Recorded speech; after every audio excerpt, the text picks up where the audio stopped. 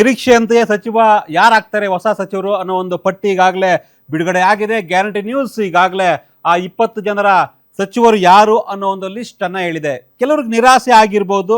ಈ ನಡುವೆ ಯಾರು ಸ್ಪೀಕರ್ ಆಗ್ತಾರೆ, ಯಾರು ಉಪಸಭಾಪತಿ ಆಗ್ತಾರೆ ಅನ್ನೋ ಗೊಂದಲ ಕೂಡ ಇತ್ತು. ಸೊ ಎಲ್ಲದಕ್ಕೂ ಕೂಡ ಈಗ ಬಹುಶಃ ಫುಲ್ ಸ್ಟಾಪ್ ಬೀಳ್ತಾ ಇದೆ. ಸೊ ಈಗಾಗಲೇ ಕಳೆದ 1 ಗಂಟೆಯಿಂದ 20 ಜನ ಸಚಿವರು ಯಾರು ಅನ್ನೋದನ್ನ ಗ್ಯಾರಂಟಿ ನ್ಯೂಸ್ ಕಂಪ್ಲೀಟ್ ಆಗಿ ಮಾಹಿತಿಯನ್ನ ಕೊಟ್ಟಿದೆ. ಸೊ ಕೆಲವೊಂದಿಷ್ಟು ಅನಿರೀಕ್ಷಿತ ನೇಮ್ಗಳು ಬಂದಿದ್ದಾವೆ, ಕೆಲವು ನಿರೀಕ್ಷಿತ ಇದ್ದು, ಕೆಲವೊಂದು ಶಾಕಿಂಗ್ ಕೂಡ ಆಗಿದೆ. ಈ ನಡುವೆ GS ಪಾಟೀಲ್ಗೆ ಸ್ಪೀಕರ್ ಸ್ಥಾನ ಅನ್ನೋದು ಕನ್ಫರ್ಮ್ ಆಗ್ತಾ ಇದೆ. ಎಸ್, GS ಪಾಟೀಲ್ ಸ್ಪೀಕರ್ ಆಗ್ತಾ ಇದ್ದಾರೆ. ಇನ್ನು ಪೊನ್ನಣ್ಣ ಕೂಡ ಸಚಿವರಾಗಬೇಕು ಅನ್ನೋ ಒಂದು ಲಿಸ್ಟ್ ನಲ್ಲಿ ಇದ್ರು, ಅವ್ರಿಗೆ ಸಚಿವ ಸ್ಥಾನ ತಪ್ಪಿ ಈಗ ಡೆಪ್ಯೂಟಿ ಸ್ಪೀಕರ್ ಆಗ್ತಾ ಇದ್ದಾರೆ. ಎಸ್, ಪೊನ್ನಣ್ಣ ಅವರಿಗೆ ಸಚಿವ ಸ್ಥಾನ ಸಿಗ್ಲಿಲ್ಲ, ಆದ್ರೆ ಡೆಪ್ಯೂಟಿ ಸ್ಪೀಕರ್ ಆಗ್ತಾ ಇದ್ದಾರೆ. ಸೊ ಸಂಭಾವ್ಯ ಸಚಿವ ಪಟ್ಟಿಯಲ್ಲಿ ಪೊನ್ನಣ್ಣ ಅವರ ಹೆಸರಿತ್ತು, ಜೊತೆಗೆ GS ಪಾಟೀಲ್ ಕೂಡ ಹೆಸರಿತ್ತು. ಆದ್ರೆ ಇಬ್ಬರಿಗೂ ಕೂಡ ಸಚಿವ ಸ್ಥಾನ ಸಿಗ್ತಾ ಇಲ್ಲ. GS ಪಾಟೀಲ್ ಸ್ಪೀಕರ್ ಆಗ್ತಾ ಇದ್ದಾರೆ, ಪೊನ್ನಣ್ಣ ಡೆಪ್ಯೂಟಿ ಸ್ಪೀಕರ್ ಆಗ್ತಾ ಇದ್ದಾರೆ. ಇಬ್ರು ಕೂಡ ಸಚಿವರಾಗಬೇಕು ಅನ್ನೋ ನಿರೀಕ್ಷೆ ಇತ್ತು. GS ಪಾಟೀಲ್ ರೋಣ ಕಾನ್ಸ್ಟಿಟ್ಯೂನ್ಸಿ ಗದಗ ಜಿಲ್ಲೆಯಿಂದ ಅವರು ನೇಮಕ ಆಗಿದ್ರು, ಶಾಸಕರಾಗಿದ್ರು. ಸೊ ಅವ್ರಿಗೆ ಸಚಿವ ಸ್ಥಾನ ಸಿಗುತ್ತೆ ಅನ್ನೋ ನಿರೀಕ್ಷೆಯಲ್ಲಿತ್ತು. GS ಪಾಟೀಲ್ ರೋಣ ವಿಧಾನಸಭಾ ಕ್ಷೇತ್ರದಿಂದ ಗೆದ್ದಿದ್ರು, ಗದಗ ಜಿಲ್ಲೆಯಿಂದ. ಸೊ ಗದಗ ಜಿಲ್ಲೆಯಿಂದ ಈ ಬಾರಿ HK ಪಾಟೀಲ್ಗೆ ಮಿಸ್ ಆಗಿ GS ಪಾಟೀಲ್ಗೆ ಸಿಗುತ್ತೆ ಸಚಿವ ಸ್ಥಾನ ಅನ್ನೋ ನಿರೀಕ್ಷೆ ಇತ್ತು, ಆದ್ರೆ ಆಗ್ಲಿಲ್ಲ. ಈಗ ಅವರು ಸ್ಪೀಕರ್ ಆಗ್ತಾ ಇದ್ದಾರೆ. GS ಪಾಟೀಲ್ ಸ್ಪೀಕರ್ ಆಗಿ ನೇಮಕ ಆಗ್ತಾ ಇದ್ದಾರೆ ಅನ್ನೋ ಒಂದು ಮಾಹಿತಿ ಬರ್ತಾ ಇದೆ. ಅದೇ ರೀತಿ ವಿರಾಜಪೇಟೆಯಿಂದ, ಕೊಡಗು ಜಿಲ್ಲೆಯಿಂದ ವಿರಾಜಪೇಟೆಯಿಂದ ಎಸ್ ಪೊನ್ನಣ್ಣ ಅವರು ಮಂತ್ರಿ ಆಗ್ತಾರೆ, ಮಂತ್ರಿ ಆಗೇ ಆಗ್ತಾರೆ. ಫಸ್ಟ್ ಟೈಮ್ MLA ಆಗಿದ್ರು, ಹೀಗಾಗಿ ಅವ್ರಿಗೂ ಕೂಡ ನಿರೀಕ್ಷೆ ಇತ್ತು.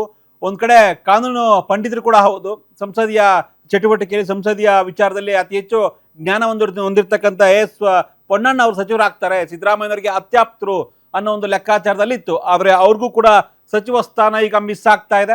ಬಟ್ ಡೆಪ್ಯೂಟಿ ಸ್ಪೀಕರ್ ಆಗಿ ಎಸ್ ಪೊನ್ನಣ್ಣ ಈಗ ನೇಮಕ ಆಗ್ತಾ ಇದ್ದಾರೆ ಅನ್ನೋ ಒಂದು ಮಾಹಿತಿ ಬರ್ತಾ ಇದೆ. ಇಬ್ಬರು ಸಚಿವ ಸ್ಥಾನ ಆಕಾಂಕ್ಷಿಗಳಾಗಿದ್ರು, ಗದಗ ಜಿಲ್ಲೆಯಿಂದ ಪಾಟೀಲ್, ಜೊತೆಗೆ ಕೊಡಗುವಿಂದ ಎಸ್ ಪೊನ್ನಣ್ಣ. ಸೊ ಇಬ್ಬರು ಈಗ ಸಚಿವ ಸ್ಥಾನ ಮಿಸ್ ಆಗಿದೆ. ಆದ್ರೆ ಅವ್ರಿಗೆ ಒಂದು ರೀತಿ ಸೂಕ್ತವಾದ ಸ್ಥಾನಮಾನ ಕೊಡಬೇಕು ಅನ್ನೋ ಕಾರಣಕ್ಕಾಗಿ ಒಬ್ಬರನ್ನ ಸ್ಪೀಕರ್ ಮಾಡ್ತಾ ಇದ್ದಾರೆ, ಮತ್ತೊಬ್ಬರನ್ನ ಡೆಪ್ಯೂಟಿ ಸ್ಪೀಕರ್ ಮಾಡ್ತಾ ಇದ್ದಾರೆ.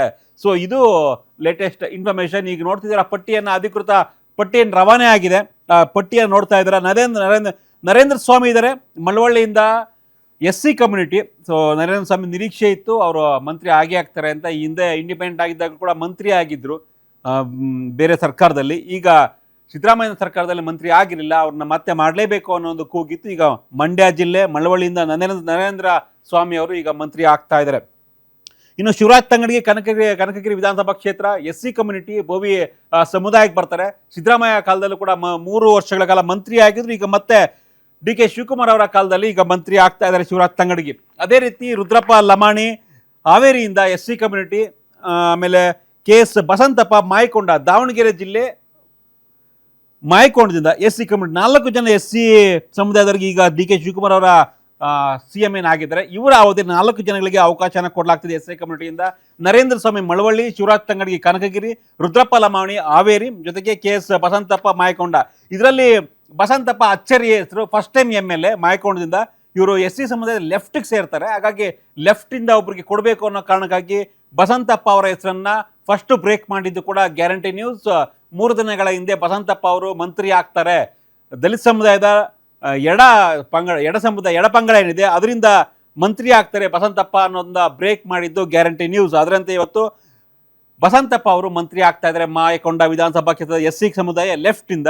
ಇನ್ನು ನರೇಂದ್ರ ಸ್ವಾಮಿ SC ಸಮುದಾಯ ಬಲಗೈ, ಶಿವರಾಜ್ ತಂಗಡಿಗೆ SC ಸಮುದಾಯ ಬೋವಿ, ಜೊತೆಗೆ ರುದ್ರಪ್ಪ ಲಮಾಣಿ SC ಕಮ್ಯುನಿಟಿ ಅವರು 4 ಜನ SC ಸಮುದಾಯದಿಂದ ಮಂತ್ರಿ ಆಗ್ತಾ ಇದ್ದಾರೆ. 2ನೇ ವಿಸ್ತರಣೆ ಆಗ್ತಿದೆ ಇವತ್ತು. ಸೊ 4 ಜನ SC ಸಮುದಾಯದ ನಾಯಕರು ಮಂತ್ರಿಗಳಾಗ್ತಿದ್ದಾರೆ. ಅದೇ ರೀತಿ ST ಕಮ್ಯುನಿಟಿಯಿಂದ ಇಬ್ಬರು ಸಚಿವ ಸಂಪುಟಕ್ಕೆ ಸೇರ್ತಾ ಇದ್ದಾರೆ. ಈಗಾಗಲೇ ಸತೀಶ್ ಜಾರಕಿಹೊಳಿ ಇದ್ದಾರೆ, ಸಿಟ್ಟಿಂಗ್ ಮಂತ್ರಿ ಅವರು. ಅವ್ರ ಜೊತೆಗೆ ಬಿ ನಾಗೇಂದ್ರ ಮಂತ್ರಿ ಆಗಿದ್ರು, ಮಾಜಿ ಮಂತ್ರಿ ಆದ್ರು.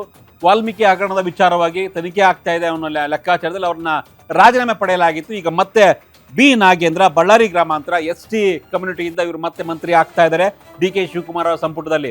ಇನ್ನು ಚಳ್ಳಕೆರೆ ವಿಧಾನಸಭಾ ಕ್ಷೇತ್ರದ MLA T ರಘುಮೂರ್ತಿ ST ಕಮ್ಯುನಿಟಿಗೆ ಸೇರಿದಂಥವರು. ಇವರು ಸಾಕಷ್ಟು ಚರ್ಚೆ ಆಗಿತ್ತು. ಇವರು ಕಳೆದ ಬಾರಿ ಕೂಡ ಮಂತ್ರಿ ಆಗ್ತಾರೆ ಅನ್ನೋ ಲೆಕ್ಕಾಚಾರದಲ್ಲಿತ್ತು, ಬಟ್ ಮಂತ್ರಿ ಆಗಲಿಲ್ಲ. ಈಗ ಕೊನೆಗೂ ಅವರು ಮಂತ್ರಿ ಆಗುವಂತಹ ಲಕ್ ಬಂದಿದೆ. ರಘುಮೂರ್ತಿ ಅವರು ಚಳ್ಳಕೆರೆ ವಿಧಾನಸಭಾ ಕ್ಷೇತ್ರ ST ಸಮುದಾಯದಿಂದ ಮಂತ್ರಿ ಆಗ್ತಾ ಇದ್ದಾರೆ. ಸೊ SCಗೆ 4, STಗೆ 2, 20ರಲ್ಲಿ. ಸೊ 6 ಆಯಿತು. ಇನ್ನು ಮುಂದುವರೆದು ಅಲ್ಪಸಂಖ್ಯಾತರ ಕೋಟಾದಲ್ಲಿ ನೋಡೋದಾದ್ರೆ ಮುಸ್ಲಿಂ ಕಮ್ಯುನಿಟಿಯಿಂದ ಜಮೀರ್ ಅಹಮದ್ ಖಾನ್, ಎಲ್ಲರೂ ಅನ್ಕೊಂಡ್ಬಿಟ್ರು ಜಮೀರ್ ಅಹಮದ್ ಖಾನ್ ಫಸ್ಟ್ ಏನು ಸಚಿವ ಸಂಪುಟ ವಿಸ್ತರಣೆ ಆಯಿತು, ಅದರಲ್ಲಿ ಅವ್ರ ಹೆಸರಿಲ್ಲ, ಬಹುಶಃ ಜಮೀರ್ ಹೆಸರು ತಪ್ಪೋಗ್ಬಿಡುತ್ತೆ. ಯಾಕೆಂದ್ರೆ ದಾವಣಗೆರೆ ಬೈ ಎಲೆಕ್ಷನ್ ವಿಚಾರದಲ್ಲಿ ಸ್ವಲ್ಪ ಪಕ್ಷ ವಿರೋಧ ಚಟುವಟಿಕೆ ಮಾಡಿದ್ರು, ಹೀಗಾಗಿ ಅವ್ರಿಗೆ ಮಿಸ್ ಆಗಬಹುದು ಅನ್ನೋ ಲೆಕ್ಕಾಚಾರ ಆಯಿತು. ಬಟ್ ಎಲ್ಲಾ ಲೆಕ್ಕಾಚಾರಗಳನ್ನ ತಲೆಕೆಳಗಾಗಿ ಮಾಡಿ ಜಮೀರ್ ಅಹಮದ್ ಖಾನ್ ಮತ್ತೆ ಸಚಿವ ಸ್ಥಾನವನ್ನ ಪಡ್ಕೊಳ್ತಾ ಇದ್ದಾರೆ. ಸೊ ಜಮೀರ್ ಅಹಮದ್ ಖಾನ್ ಯಾವುದೋ ಒಂದು ಕ್ಷೇತ್ರದಲ್ಲಿ ಏನೋ ಒಂದು ಎಡವಟ್ಟಾಯಿತು ಅಂತ ಅವ್ರನ್ನ ಬಿಡೋಕ್ಕಾಗಲ್ಲ. ಯಾಕಂದ್ರೆ ಮುಸ್ಲಿಂ ಕಮ್ಯುನಿಟಿಯಲ್ಲಿ ಜಮೀರ್ ಅಹಮದ್ ಖಾನ್ ಮಾಸ್ ಲೀಡರ್ ಸದ್ಯಕ್ಕೆ ಅನ್ನೋದ್ರಲ್ಲಿ ನೋ ಡೌಟ್. ಹೀಗಾಗಿ ಜಮೀರ್ ಅಹಮದ್ ಖಾನ್ ಅವ್ರಿಗೆ ಮತ್ತೆ ಸಚಿವ ಸ್ಥಾನ ಒಲಿತಾ ಇದೆ. ಸೊ ನಿರೀಕ್ಷೆ ಇತ್ತು ಜಮೀರ್ ಅಹಮದ್ ಖಾನ್ಗೆ. 4-5 ದಿನಗಳ ಹಿಂದೆ ಮಾಧ್ಯಮದವರನ್ನು ಕರೆದು ಕ್ಷಮೆಯನ್ನ ಕೋರಿದ್ರು, ಸಾರಿ ಕೇಳಿದ್ರು. ಎಸ್, ದಾವಣಗೆರೆ ವಿಚಾರದ ಕೆಲವೊಂದಿಷ್ಟು ತಪ್ಪಾಗಿದೆ, ನನ್ನ ಕಡೆ ತಪ್ಪಾಗಿದೆ, ಸಾರಿ ಕೇಳಿದ್ದೀನಿ ಅಂತ ಒಂದು ಸಾರಿ ಕೇಳಿದ್ರಿಂದ ಜಮೀರ್ ಅಹಮದ್ ಖಾನ್ ಮತ್ತೆ ಸಚಿವ ಸ್ಥಾನವನ್ನು ಗಿಟ್ಟಿಸ್ಕೊಂಡ್ರು ಅನ್ನೋ ಲೆಕ್ಕಾಚಾರ. ಅದೇ ರೀತಿ ರಿಜ್ವಾನ್ ಅರ್ಷದ್ ಶಿವಾಜಿನಗರ MLA, 2ನೇ ಬಾರಿ MLA, ಒಮ್ಮೆ ಬೈ ಎಲೆಕ್ಷನ್ ನಲ್ಲಿ ಗೆದ್ದು MLA ಆಗಿದ್ರು, ಈಗ ಮತ್ತೆ 2023ರಲ್ಲಿ ಪೂರ್ಣ ಪ್ರಮಾಣದ MLA ಆಗಿದ್ದಾರೆ, ಒಮ್ಮೆ MLC ಕೂಡ ಆಗಿದ್ರು. ಅಲ್ಲಿಗೆ 3ನೇ ಬಾರಿ ಶಾಸಕರು ಅಂತ ಹೇಳ್ಬೋದು. ರಿಜ್ವಾನ್ ಅರ್ಷದ್ ಮಂತ್ರಿ ಆಗ್ತಾ ಇದ್ದಾರೆ. ಯಂಗ್ ಅಂಡ್ ಎನರ್ಜೆಟಿಕ್ ಟೀಮ್, ಅಂದ್ರೆ ಯುವ ನಾಯಕ ರಿಜ್ವಾನ್ ಅರ್ಷದ್ ಇಬ್ಬರ ಜೊತೆ ಕೂಡ ಅಂದ್ರೆ DK ಶಿವಕುಮಾರ್ ಮತ್ತೆ ಸಿದ್ದರಾಮಯ್ಯ ಎರಡೂ ಕಡೆ ನಾಯಕರಲ್ಲೂ ಕೂಡ ಅತ್ಯುತ್ತಮವಾದ ಬಾಂಧವ್ಯವನ್ನ ಹೊಂದಿದ್ದಾರೆ, ಒಳ್ಳೆ ರ್ಯಾಪವನ್ನು ಹೊಂದಿದ್ದಾರೆ DK ಶಿವಕುಮಾರ್ ಜೊತೆ ಮತ್ತೆ ಸಿದ್ದರಾಮಯ್ಯ ಜೊತೆ. ಹೀಗಾಗಿ ರಿಜ್ವಾನ್ ಅರ್ಷದ್ಗೆ ಈಗ ಮಂತ್ರಿ ಸ್ಥಾನ ಒಲಿದಿದೆ. ಇನ್ನು ಸಂತೋಷ್ ಲಾಡ್, ಕಲಘಟಗಿ ವಿಧಾನಸಭಾ ಕ್ಷೇತ್ರ, ಮರಾಠ ಕಮ್ಯುನಿಟಿಗೆ ಸೇರಿದಂಥವ್ರು. ಸಂತೋಷ್ ಲಾಡ್ ಸಿದ್ದರಾಮಯ್ಯ ಯಾವತ್ತು CM ಆಗಿರ್ತಾರೋ ಎಲ್ಲವೂ ಕೂಡ ಮಂತ್ರಿ ಆಗಿದ್ದಾರೆ. ಕಳೆದ 3 ವರ್ಷಗಳಿಂದ ಕೂಡ ಕಾರ್ಮಿಕ ಸಚಿವರಾಗಿ ಕೆಲವೊಂದಿಷ್ಟು ಹೊಸ ಯೋಜನೆಗಳನ್ನ ಅತ್ಯಂತ ಕ್ರಿಯಾಶೀಲವಾಗಿ ಇದ್ದಂತ ಸಚಿವರು ಯಾರಪ್ಪ ಅಂದ್ರೆ ಅದು ಸಂತೋಷ್ ಲಾಡ್. ತುಂಬಾ ಆಕ್ಟಿವ್ ಆಗಿದ್ರು. ಈಗ ಮತ್ತೆ ಅವ್ರಿಗೆ ಸಚಿವ ಸ್ಥಾನ ಒಲಿದಿದೆ. DK ಶಿವಕುಮಾರ್ ಅವರ ಸರ್ಕಾರದಲ್ಲಿ ಸಂತೋಷ್ ಲಾಡ್ ಸಚಿವರಾಗಿ ಮುಂದುವರಿತಾ ಇದ್ದಾರೆ. ಇನ್ನು ಮಧು ಬಂಗಾರಪ್ಪ, ಸೊರಬ ವಿಧಾನಸಭಾ ಕ್ಷೇತ್ರ. ಮಧು ಬಂಗಾರಪ್ಪ ಇನ್ನೇನು KPCC ಅಧ್ಯಕ್ಷರಾಗಿರ್ತಕ್ಕಂಥ BK ಹರಿಪ್ರಸಾದ್ ಈಡಿಗ ಸಮುದಾಯದವರು. ಮಧು ಬಂಗಾರಪ್ಪಗೆ ಸಿಗುತ್ತೋ ಸಿಗಲ್ವೋ ಅನ್ನೋ ಒಂದು ಲೆಕ್ಕಾಚಾರ ಆಯಿತು. ಬಟ್ ಎಲ್ಲಾ ರೀತಿಯ ಲೆಕ್ಕಾಚಾರವನ್ನ ತಲೆ ಕೆಳಗಾಗಿ ಮಾಡಿದ್ದಾರೆ high command and DK Shivakumar.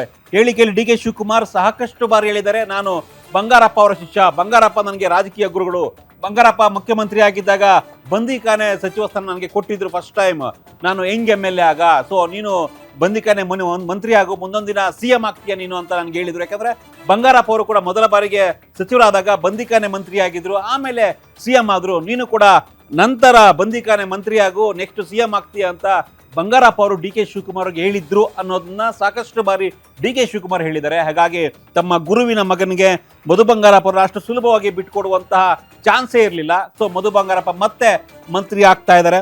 Soraba ವಿಧಾನಸಭಾ ಕ್ಷೇತ್ರದ MLA, ಈಡಿಗ ಸಮುದಾಯಕ್ಕೆ ಅಂದ್ರೆ OBC. ಇಲ್ಲಿ ಸಂತೋಷ್ ಲಾಡ್ ಕೂಡ OBC ಮರಾಠಿ, ಮಧು ಬಂಗಾರಪ್ಪ ಈಡಿಗ ಕಮ್ಯುನಿಟಿ ಅದು ಕೂಡ OBC. ಅದೇ ರೀತಿ ಪುಟ್ಟರಂಗ ಶೆಟ್ಟಿ ನೆಕ್ಸ್ಟ್ ಚಾಮರಾಜನಗರ. ಪುಟ್ಟರಂಗ ಶೆಟ್ಟಿ ಅವರು ಸಾಕಷ್ಟು ಬಾರಿ ಸಚಿವ ಸ್ಥಾನಕ್ಕೆ ಆಗಿ ಕಳೆದ 3 ವರ್ಷಗಳಿಂದ. ಉಪ್ಪಾರ ಕಮ್ಯುನಿಟಿ ಅವರು, ಅದು ಕೂಡ ಅತ್ಯಂತ ಹಿಂದುಳಿದ ಸಮುದಾಯ. ಉಪ್ಪಾರ ಕಮ್ಯುನಿಟಿಯಿಂದ ಕರ್ನಾಟಕದಲ್ಲಿ ಇರ್ತಕ್ಕಂಥ 224 MLAಗಳಲ್ಲಿ ಒಬ್ಬ ಏಕೈಕ MLA ಅದು ಪುಟ್ಟರಂಗ ಶೆಟ್ಟಿ ಅವರು ಕೂಡ ಈಗ ಮಂತ್ರಿ ಆಗ್ತಾ ಇದ್ದಾರೆ ಚಾಮರಾಜನಗರ ಕ್ಷೇತ್ರದ MLA. ಇನ್ನು